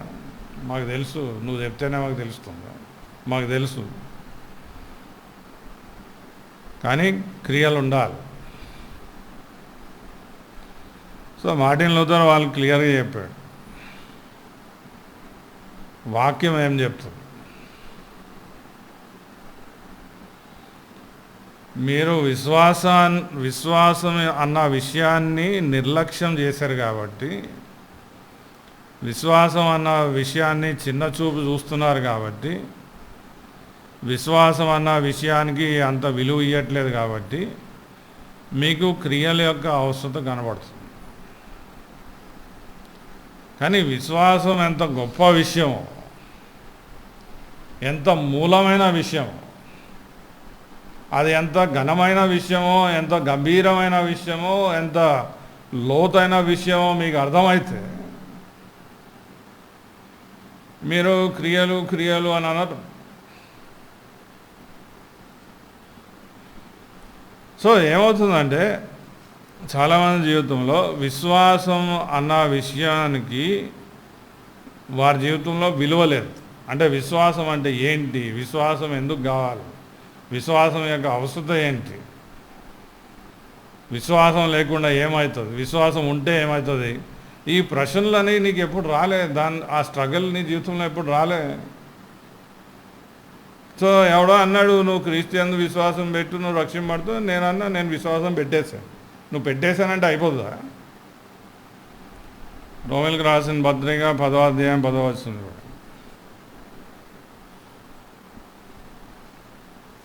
ఎలయనగా నీతి కలుగునట్లు మనుషుడు హృదయములో విశ్వసించును. ఓకే, మనుషుడు హృదయంలో విశ్వసించును, మాటతో కాదు. Okay, so that's interesting.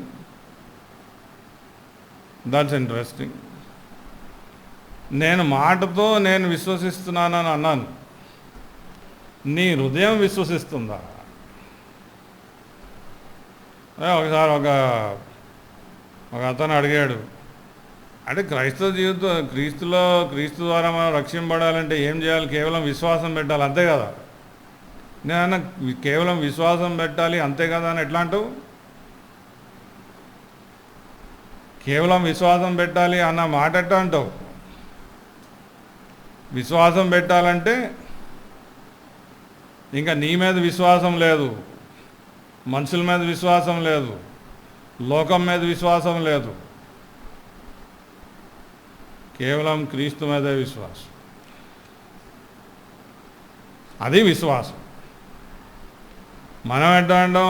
డబ్బు మీద విశ్వాసం ఉన్నది, దేవుడి మీద విశ్వాసం ఉన్నది, బలం మీద, సొంత బలం మీద, సొంత నీతి మీద విశ్వాసం ఉన్నది, క్రీస్తు మీద విశ్వాసం ఉన్నది. అదెట్టయితే విశ్వాసం? అది విశ్వాసం కాదు. అది 2 పడాల్లో నడిచే జీవితం. అది ఏడు కాని పరిస్థితి. ఎప్పుడు కూలిపోతుందో నీకే తెలియదు. సో అది ప్రాబ్లం.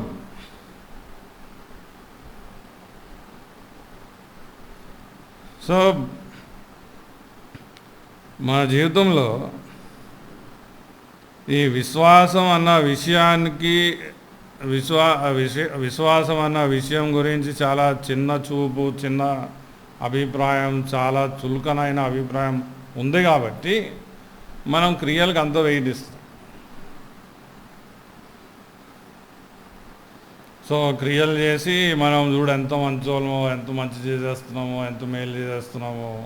సో ఆబ్వియస్లీ మేము క్రైస్తవులం. ఇక అట్లా కాదు, మేము మోసపోతున్నాం.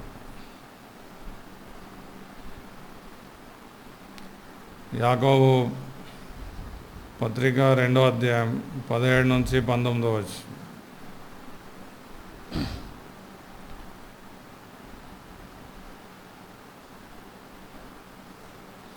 అలాగే విశ్వాసము క్రియల లేనిదైతే అది ఒంటిగా ఉండి మృతమైనదగును.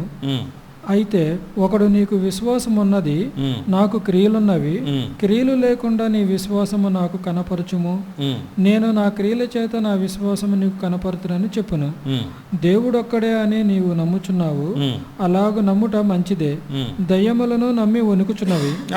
సో చూడండి, అక్కడ యాకోబు ఏమంటున్నాడు? దయ్యాలు కూడా నమ్ముతాయంట. కానీ దయ్యాలు నమ్మితే రక్షింపబడుతున్నాయో రక్షింపబడట్లేదు.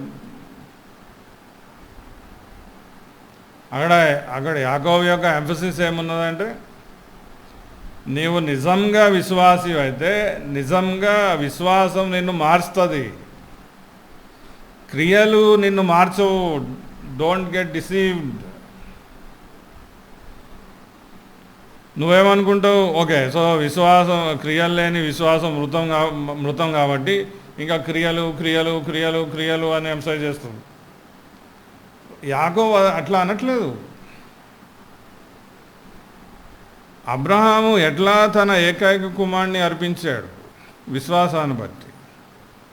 అంటే ఇప్పుడు సపోజ్ మన జీవితంలో మనకి ఎంతో ప్రియమైనది, మూలమైనది, ముఖ్యమైనది, అందరికంటే ఎంతో సన్నిహితమైనది మన జీవితంలో ఏమైనా ఉన్నదనుకోండి, దాన్ని అట్టనే ఇచ్చేస్తావా? లేదు. దానికంటే మూలమైనది, ప్రియమైనది, సన్నిహితమైనది నీ జీవితంలో నువ్వు కనుగొన్నావు. అదేంటి? దేవుడు. సో కాబట్టి నువ్వు ఆయన నిమిత్తం నీ ఏకైక కుమారుని ఇస్తానికి కూడా నువ్వు ముందుకు వస్తున్నావు. సో అబ్రహాం యొక్క విశ్వాసం చూడండి, అక్కడ ఆ విశ్వాసాన్ని బట్టి అట్లాంటి క్రియ సాధ్యమైంది. సో ఆ విశ్వాసం ఏం చేసింది? తన జీవితంలో దేవుని యొక్క ప్రాముఖ్యతను, దేవుణ్ణి ప్రాముఖ్యంగా, దేవుని పట్ల ఇష్టతను ప్రాముఖ్యంగా చేసింది ఆ విశ్వాసం. అట్లా జరగకుండా చాలామంది జీవితంలో క్రియల వైపు వెళ్ళిపోతారు. కానీ దేవుడు ముఖ్యం కావట్లేదు వారి జీవితంలో. So at the end of the day ఏంది? మంచి ఉద్యోగం ఉండాలా, మంచి డబ్బు ఉండాలా, మంచి ఆరోగ్యం ఉండాలా, మంచి కుటుంబం ఉండాలా, మంచి పేరు ఉండాలా, వాటిని బట్టి మనం ఆనందిస్తున్నాం, కానీ దేవుని బట్టి కాదు. నువ్వు అక్కడే తప్పోయావు.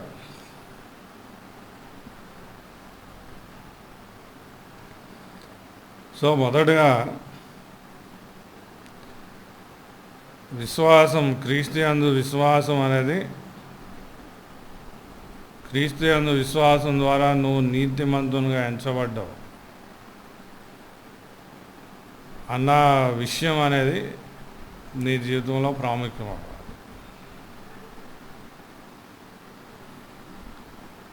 క్రియల్ని బట్టి నేను విశ్వాసంలో ఉన్నా నేను అనుకుంటున్నావు అంటే నువ్వు సెకండ్ని ఫస్ట్ చేస్తున్నావు, ఫస్ట్ని సెకండ్ చేస్తున్నావు.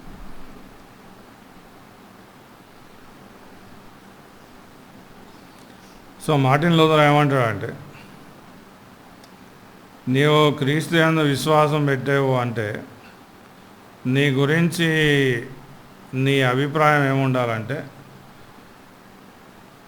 నీవు పరిశుద్ధుడు, భక్తిపరుడు, నీతిమంతుడు, దేవుని కుమారుడు, నీవు రక్షించబడ్డావు. ఎందుకంటే క్రీస్తు ద్వారా నీకు ఆ స్థితి కలిగింది అన్న విషయం ఫస్ట్ నీకు క్లియర్ అవ్వాలి. అంటే మనమేమంటాం? అదే నన్ను నేను పరిశుద్ధుణ్ణి, భక్తిపరుణ్ణి, నీతిమంతుణ్ణి, దేవుని కుమారుణ్ణి, నేను రక్షించబడ్డానని నాకు ఆ కాన్ఫిడెన్స్ ఎట్లా వస్తుందంటే, నేను అట్లాంటి ఏమైనా క్రియలు చేస్తే నాకు ఆ కాన్ఫిడెన్స్ వస్తుంది. లూథర్ అంటాడు అది తప్పు. నువ్వు అక్కడే తప్పిపోతున్నావు. విశ్వాసం ద్వారా నీవు ఎప్పుడైతే క్రీస్తు యందు విశ్వాసం పెడతావో, నీవు క్రీస్తులో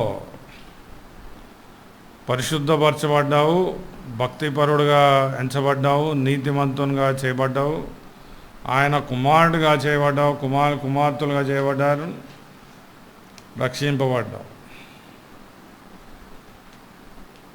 ఆ కాన్ఫిడెన్స్ అనేది ఫస్ట్ నీలో రావాలి. అది మనంతటి మనం సంపాదించుకోలేము. ఆయన విశ్వాసం ద్వారానే అది సాధ్యమవుతుంది. సపోజ్ చూడండి, జకర్యా గ్రంథం మనం చూస్తే ఆదికాండంలో సెకండ్ లాస్ట్ బుక్ అది. జకర్యా గ్రంథం 3వ అధ్యాయం మొదటి 5 వచనాలు. మరియు యెహోవా దూత ఎదుట ప్రధాన యాజకుడైన యెహోషువ నిలవబడుటయు, సాతాను ఫిర్యాది అయి అతని కుడిపార్శ్వమున నిలవబడుటయు అతడు నాకు కనపరిచెను. సాతాను, యెహోవా నిన్ను గద్దించును, యెరూషలేమును కోరుకొను యెహోవా నిన్ను గద్దించును, అతడు అగ్నిలో నుండి తీసిన కొర్వి వలెనే ఉన్నాడు కదా అని యెహోవా దూత సాతానుతో అనెను.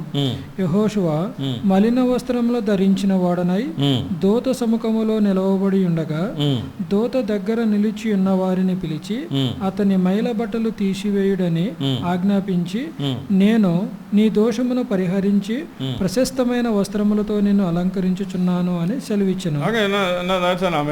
సో అక్కడ చూస్తే మనం ఒక న్యాయాలయంలో చూస్తున్న దేవుడు తీర్పు సింహాసనం మీద కూర్చొని ఉన్నాడు, సాతాను అక్కడ నేరము మోపుతున్నాడు. అక్కడ మనం యెహోషువ యొక్క పరిస్థితి చూస్తే, యెహోషువ అక్కడ ప్రధాన యాజకుడు. సో యెహోషువ యొక్క పరిస్థితి మనం చూస్తే మురికి గుడ్డల్లో ఉన్నాడు. సో సాతాను దేవుడితో ఏమన్నాడంటే, చూడు ఆ యెహోషువ, నువ్వు తనను వాడుకోవాలనుకుంటున్నావు, తనను ఎంచుతున్నావు, ఆ యెహోషువ యొక్క పరిస్థితి చూడు అని సాతాను అంటుంది. అదే తనలో పాపం ఉన్నది, తనలో దోషం ఉన్నది, దుష్టత్వం ఉన్నది అని సాతాను ఆ యెహోషువ మీద నేరం మోస్తూ ఉంటే, దేవుడు ఏమంటున్నాడు, తన యొక్క పాపాలు నేను పరిహరించి ఉన్నాను, తనకు నూతన వస్త్రాన్ని ధరించి ఉన్నాడు. అంటే యెహోషువ చెడు కార్యాల నుండి మంచి కార్యాలకి మార్చబడ్డా? అంటే చెడు కార్యాలు మానేసి మంచి కార్యాలు మొదలెట్టేసాడు అంటే అట్లా అక్కడ ఏం కనబడట్లేదు.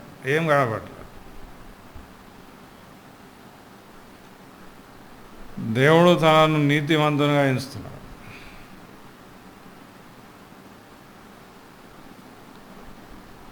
అది మన జీవితంలో మనం గ్రహించాలి. నీతిమంతునిగా ఎంచబడతాం అంటే నీవు మంచి క్రియలు చేయడం మొదలెట్టేవు అన్నది కాదు. దేవుడు నిన్ను నీతిమంతునిగా ఎంచాడు, నువ్వు ఆయన యందు విశ్వాసం పెట్టావు కాబట్టి. ఒక అండర్స్టాండింగ్ మనం పాత నిబంధన ద్వారా తీసుకోవచ్చు. మనం సపోజ్ జడ్జెస్లో మనం చూస్తే న్యాయాధిపతులు 6వ అధ్యాయము 12 నుంచి 16 వచ్చి, ఇక్కడ గిడియోని యొక్క ఎగ్జాంపుల్ ద్వారా మనం దీన్ని అర్థం చేసుకునే ప్రయత్నం చేద్దాం. 12 నుంచి 16 వచ్చి. యెహోవా దూత అతనికి కనపడి, పరాక్రమము గల బలాఢ్యుడా, యెహోవా నీకు తోడై ఉన్నాడని అతనితో అనగా, గిద్యోను చిత్తము నా ఏలినవాడా, యెహోవా మాకు తోడయుండిన ఎడల ఇదంతయు మాకేలా సంభవించను? యెహోవా ఐగుప్తులో నుండి మమ్మను రప్పించినని చెప్పుచు మా పితరులు మాకు వివరించిన ఆయన అద్భుత కార్యములన్నీ ఏమాయను? యెహోవా మమ్మను విడిచిపెట్టి మిద్యానీయుల చేతికి మమ్మను అప్పగించినని అతనితో చెప్పాను. అదంతా యెహోవా అతని తట్టు తిరిగి బలము తెచ్చుకొని వెళ్ళి మిద్యానీయుల చేతిలో నుండి ఇశ్రాయేలును రక్షింపుము, నిన్ను పంపిన వాడును నేనే అని చెప్పగా, అతడు చిత్తము నా ఏలినవాడ, దేవుని సహాయము చేత నేను ఇశ్రాయేలీలను రక్షింపగలను. నా కుటుంబము మనుష్య గోత్రములలో ఎన్నిక లేనిదే, నా పితరుల కుటుంబంలో నేను కనిష్ఠుడినై ఉన్నానని ఆయనతో చెప్పాను. అందుకు యెహోవా, అయినానేమి, నేను నీకు తోడయుందును. సో ఇక్కడ మనం చూస్తే గిడియోని యొక్క పరిస్థితి మనం చూస్తే, బేసికలీ గిడియోన్ చాలా బలహీనుడు.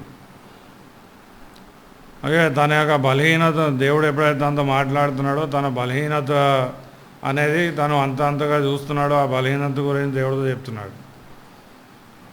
దేవా, నేను ఎంతో బలహీనుడిని, నేను ఎప్పుడైనా పడిపోవచ్చు, నేను ఏమి చేయలేను, మంచి చేయలేని పరిస్థితిలో ఉన్నాను, నీతి చేయలేని పరిస్థితిలో ఉన్నాను, నీవు నన్ను బలాఢ్యుడా అని ఎట్లా అంటావు? సో బేసిక్గా అక్కడ దేవుడు గిద్యోన్తో మాట్లాడుతున్నప్పుడు దేవుడు ఏమంటున్నాడంటే గిద్యోన్తో, నేను నిన్ను బట్టి నేను ఏమీ మాట్లాడట్లేదు, నన్ను బట్టి మాట్లాడుతున్నా.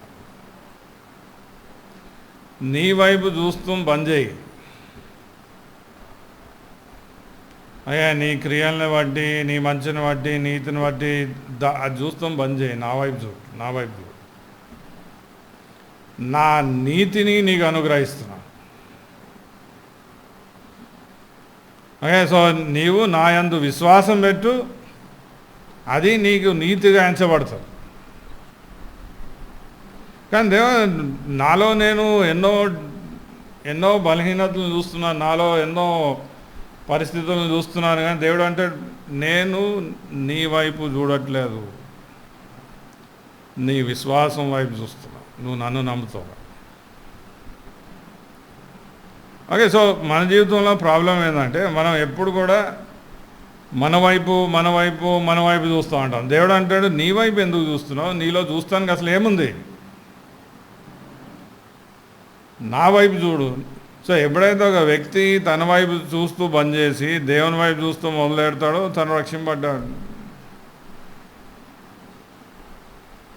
అదే ఎగ్జాంపుల్ మనం అబ్రహాం జీవితంలో చూడవచ్చు. రోమిలికి రాసిన పత్రిక 4వ అధ్యాయం 18వ వచనం.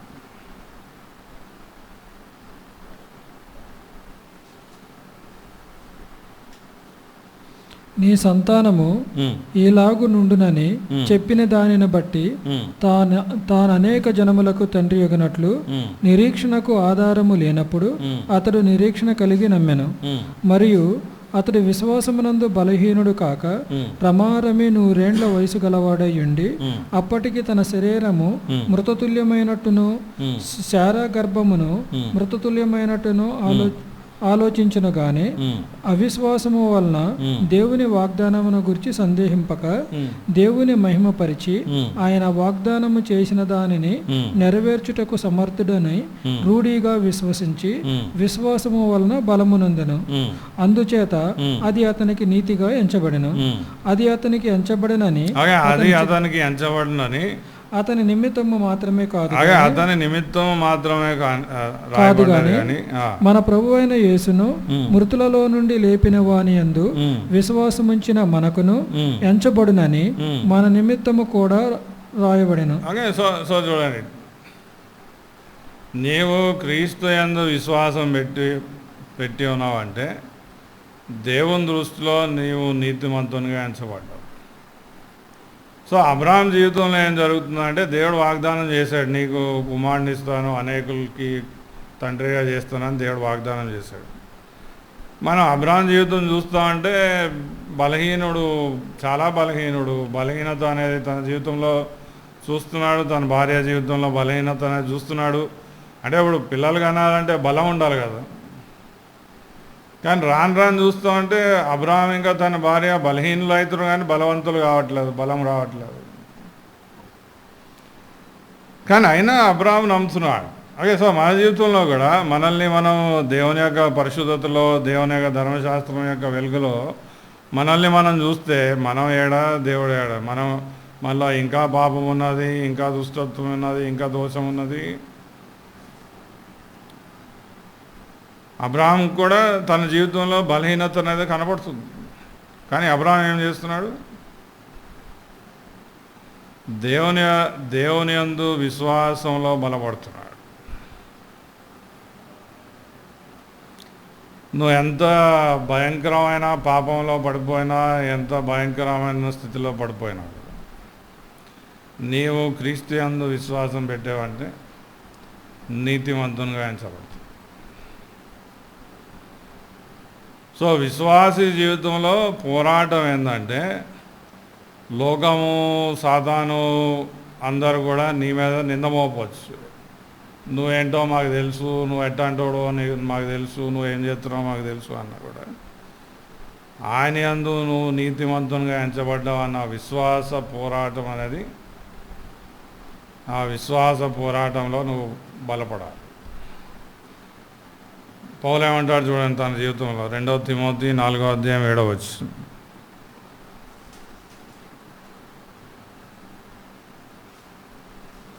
మంచి పోరాటము పోరాడితిని, మంచి పోరాటం పోరాడితిని, నా పరుగు కడముట్టించి, నా పరుగు కడముట్టించితిని, విశ్వాసము కాపాడుకుంటుని. సో చూడండి, పౌలు యొక్క జీవిత పోరాటం అంతా ఏంది? విశ్వాసంలో నిలబడుతుంది.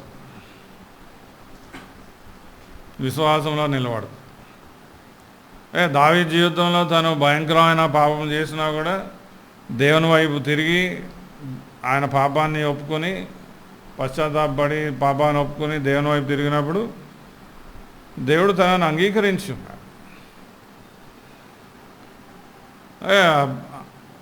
చెడు కార్యాలు మానేసి మంచి కార్యాలు చేస్తూ మొదలెట్టాడు కాబట్టి దేవుడు తనను అంగీకరించాడా? లేలే, దేవుని మీద విశ్వాసం పెట్టాడు. సో మన జీవితంలో కూడా, మన జీవితం అంతా కూడా ఎన్ని శోధనలు, ఎన్ని ఇబ్బందులు ఏమొచ్చినా కూడా క్రీస్తులో మనం స్థాపింపబడ్డాం, నీతిమంతులుగా ఎంచబడ్డాం అన్న సత్యం నుండి తొలగకుండా విశ్వాస పోరాటాన్ని మనం పోరాడాలి. అది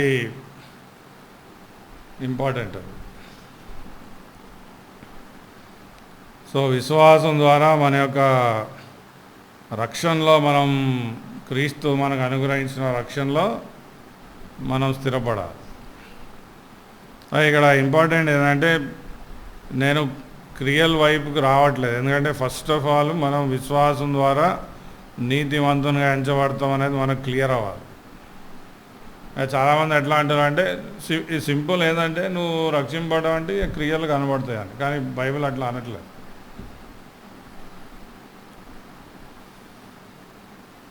సో మనం చూసాం స్టార్టింగ్లో ఏబేలుని దేవుడు లక్ష్య పెట్టాడు మొదటగా, దాని తర్వాత ఏబేలు యొక్క క్రియల్ని దేవుడు లక్ష్య పెట్టాడు.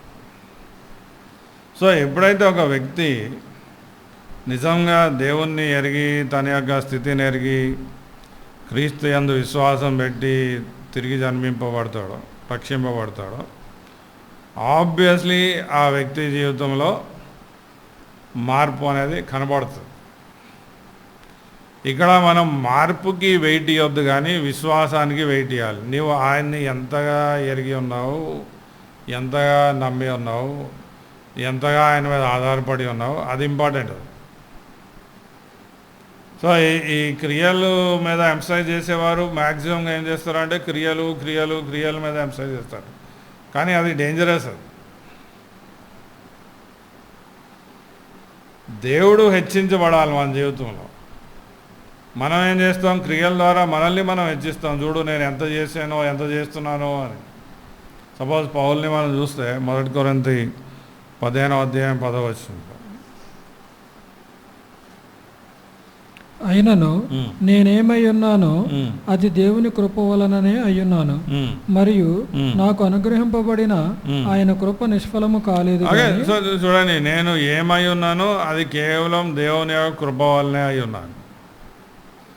సో మనం జకయా జీవితంలో చూస్తాం, ఇందాక మనం చూసాం లూకాసు వార్తలో మళ్ళా మనం వస్తే లూకాసు వార్త 19 8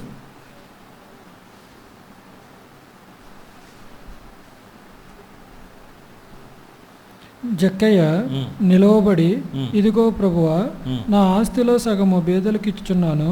నేను ఎవని యొద్దనైనను అన్యాయముగా దేనినైనను తీసుకొనిన ఎడల అతనికి 4 గంతలు మరలా చెల్లించుతాను. సో ఇక్కడ మనం జక్కయ్య జీవితాన్ని చూస్తే ఆయన ఆల్రెడీ ప్రభువుని నమ్మి ఉన్నాడు, ప్రభు యందు ఆనందిస్తున్నాడు, అలాగే ప్రభు యందు సమాధానం పొంది ఉన్నాడు, దేవునితో సమాధానం పొంది ఉన్నాడు. అలాగే ఈ స్థితి అనేది తనను మంచి క్రియల వైపు ప్రేరేపిస్తుంది. ఆ స్థితి అనేది తనను మంచి క్రియల వైపు ప్రేరేపిస్తుంది. మంచి క్రియలను బట్టి తను మంచోడు అవుతున్నాడంటే అది టోటలీ రాంగ్. సో అది మన జీవితంలో మనం క్లియర్గా గ్రహించాలి. లాస్ట్కి ఒక వచనం చూసి క్లోజ్ చేద్దాం. యోహాను సువార్త 8:35.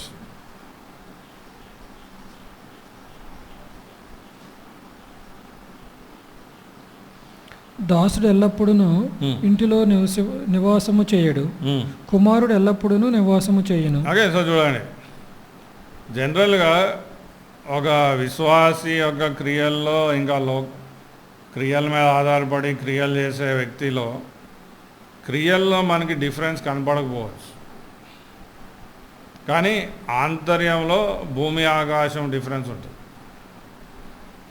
ఒక బానిస క్రియల ద్వారా తన యజమాని యొక్క మెప్పుని పొందే ప్రయత్నం చేస్తాడు. కుమారుడు మెప్పు పొంది ఉన్నాడు కాబట్టి క్రియలు చేస్తాడు.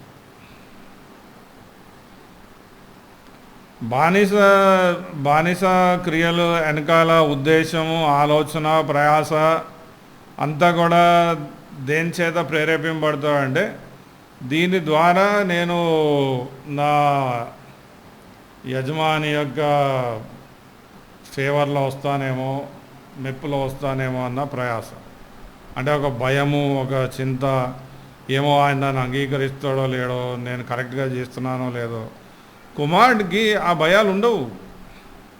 కుమారుడు ఇష్టంతో, స్వాచిత్తంతో, సంతోషంతో, స్వాతంత్రంతో తన తండ్రి చిత్తాన్ని చేసే ప్రయాస చేస్తాడు.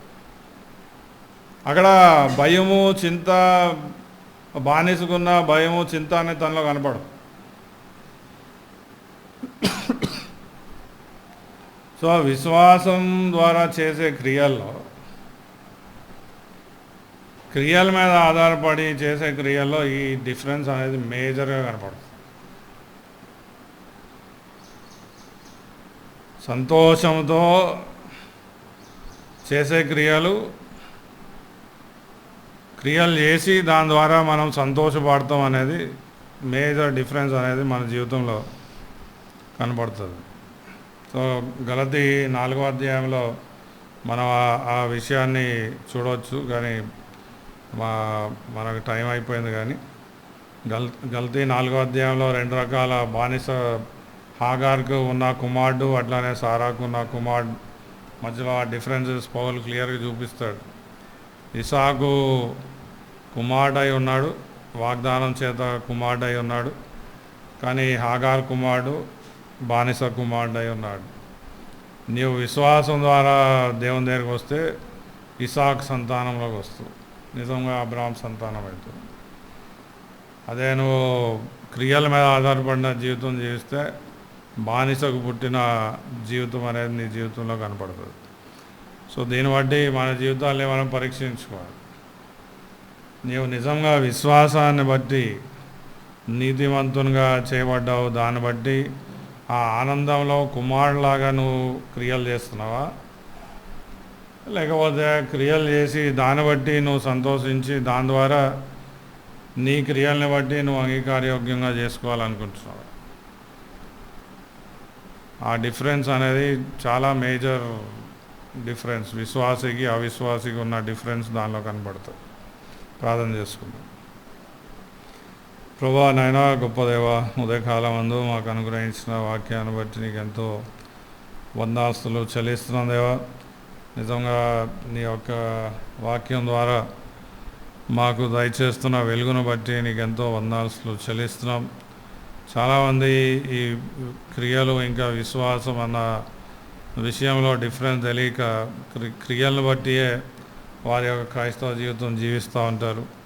కానీ నిజంగా క్రీస్తుయందు విశ్వాసం పెట్టిన వారి యొక్క జీవితాలు ఎంతో వేరుగా ఉంటాయని, వారు కుమారులుగా జీవిస్తారు, బానిసలుగా జీవించరు అన్న విషయాన్ని మాకు చూపించి ఉన్నావు ప్రభా. అట్టి వెలుగులో మేము నడుస్తానికి నీ కృపను అనుగ్రహించి నీ నామాన్ని కనపరచుకోమని ప్రార్థిస్తూ యేసు నామములో వేడుకున్నాం తండ్రి. ఆమేన్.